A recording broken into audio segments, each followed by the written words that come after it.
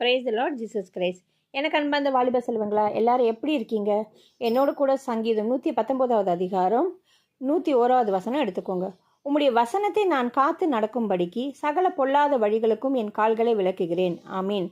இதில் என்ன கூறியிருக்குனாக்க, பொல்லாத வழிகளுக்கு விலகி நடக்கணும்னாக்க வசனத்தின்படி காத்து நடக்கணுமா. நீங்கள் இன்னைக்கு வேத வசனம் வாசிக்கிறீங்களா?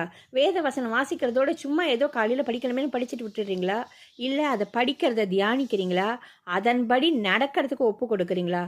வசனத்தின்படி நான் காத்து நடக்கும்படிக்கு சகல பொல்லாத வழிகளும், அப்போதான் இந்த உலகத்தில் எல்லாமே பொல்லாத வழி தான் இருக்குது. சகல பொல்லாத வழிகளையும் உங்கள் கால்கள் விலக்கி பாதுகாக்கும்படி, நீங்கள் பொல்லாத வழியில் நடக்காதபடிக்கு வசனத்தின்படி நீங்கள் காத்து நடக்கிறச்சு எல்லா பொல்லாத வழிகளுக்கும் நீங்கள் விலக்கி பாதுகாக்கப்படுவீங்க. ஆமீன். ஸோ வசனத்தை வாசிங்க, அதன்படி பாதுகாத்து நடந்து கொள்ளுங்க, அந்த வசனத்தின்படியே வாழ்க்கை வாழ ஒப்பு கொடுங்க. நிச்சயமாக ஆண்டவர் உங்களை